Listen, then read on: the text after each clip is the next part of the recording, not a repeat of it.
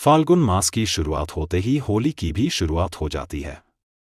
देश भर में होली का त्योहार धूमधाम से मनाया जाता है। हर साल फाल्गुन मास की पूर्णिमा तिथि को होलिका दहन किया जाता है। साल 2025 में होली कब है? आइए जानते हैं आज की इस वीडियो में। नमस्कार भक्तों, स्वागत है आपका हमारे चैनल सनातन ज्ञान में। हिंदू पंचांग के अनुसार फाल्गुन माह की पूर्णिमा तिथि से 2 दिन तक चलने वाला होली का पर्व शुरू हो जाता है और होली से ठीक 8 दिन पहले होलाष्टक लग जाते हैं, यानी होली के ठीक पहले 8 दिन होलाष्टक कहे जाते हैं। इन दिनों में कोई भी शुभ काम नहीं किए जाते हैं, यानी कि जितने भी मांगलिक कार्य हैं, इन सभी कार्यों पर इन 8 दिनों के लिए ब्रेक लग जाता है। और आपको बता दें कि होलाष्टक पर ग्रह बहुत उग्र अवस्था में होते हैं। अष्टमी तिथि को चंद्रमा, नवमी को सूर्य, दशमी तिथि पर शनि, एकादशी पर शुक्ल, द्वादशी पर गुरु, त्रयोदशी तिथि के दिन बुध, चतुर्दशी तिथि के दिन मंगल और पूर्णिमा तिथि के दिन राहु बहुत ही उग्र स्थिति में रहते हैं। इसलिए इन दिनों भगवान के नाम का जप करना चाहिए। जितना हो सके पूजा पाठ और दान करना चाहिए। ग्रहों की शांति के लिए उपाय किए जा सकते हैं। और अगर ज्योतिष विद्वानों की माने तो होलाष्टक के दौरान शुभ और मांगलिक कार्य करने से जीवन भर बाधा आती है। शुभ या मांगलिक कार्य इन 8 दिनों में नहीं करना चाहिए, क्योंकि इन दिनों नेगेटिव एनर्जी बहुत अधिक हावी होती है और इन दिनों शादी, विवाह, सगाई, कर्म छेदन या गृह प्रवेश आदि काम भी नहीं करना चाहिए। ऐसी भी मान्यता है कि इन 8 दिनों में भगवान विष्णु के हो जाए के भक्त प्रहलाद को हिरण्यकश्यप ने बहुत सारी यातनाएं दी थीं, जिसकी वजह से इन 8 दिनों को बहुत कष्टकारी माना जाता है। और इस बार होलिका दहन यानी फाल्गुन पूर्णिमा के दिन ही साल का पहला चंद्र ग्रहण भी लगने वाला है, और यह चंद्र ग्रहण पूर्ण चंद्र ग्रहण होगा। ऐसे में यह ग्रहण हमारे देश में दिखाई देगा या नहीं दिखाई देगा, और होलिका दहन पर इस ग्रहण का क्या प्रभाव रहेगा, यह भी आज के इस वीडियो में आप जानेंगे। उससे पहले भक्तों, आपने अभी तक वीडियो को लाइक नहीं किया तो एक लाइक कर दे और कमेंट बॉक्स में जय सीताराम, जय हनुमान, जय बागेश्वर धाम सरकार अवश्य लिखें।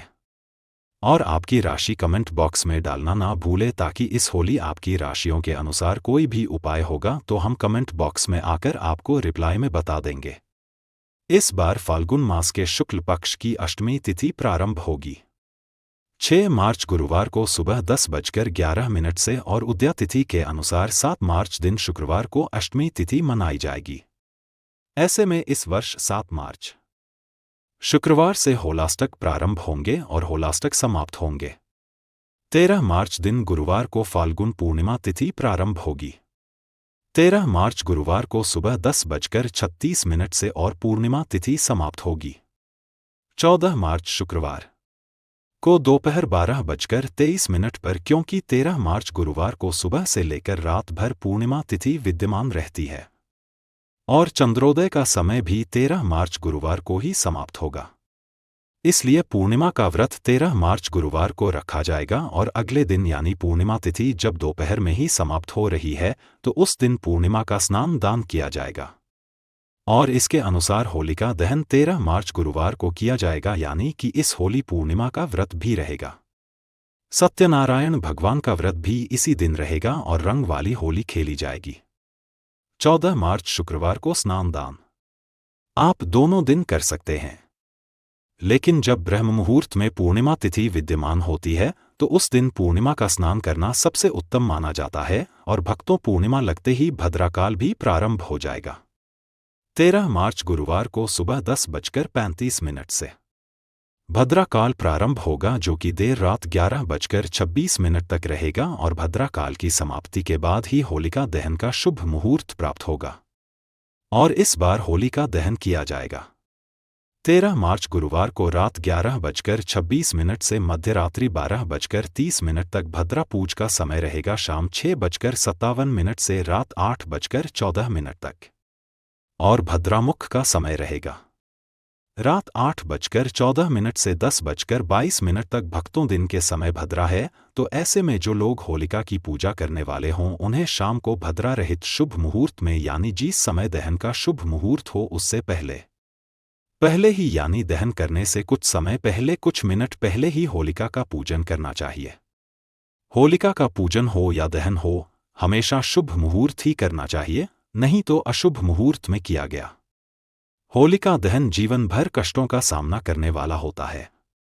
अब बात करते हैं चंद्रग्रहण की, क्योंकि इस बार चंद्रग्रहण का समय 14 मार्च को सुबह 9:29 से शुरू होगा और दोपहर 3:29 पर होगा। क्योंकि यह ग्रहण दिन के समय लगने वाला है और साल का पहला चंद्रग्रहण भारत में नजर नहीं आएगा, इस कारण हमारे देश में इसका सूतककाल भी मान्य नहीं होगा। दोस्तों, जब भी चंद्रग्रहण लगता है तो जो ग्रहों के सेनापति होते हैं, मंगल, सूर्य और राहु के आमने सामने होते हैं, इसलिए हमारे वेद पुराणों में बताया गया है चंद्रग्रहण जितनी देर भी रहता है उतनी देर देवी शक्तियां का प्रभाव लगभग न के बराबर हो जाता है और इस दौरान किया गया उपाय कभी भी खाली नहीं जाता है।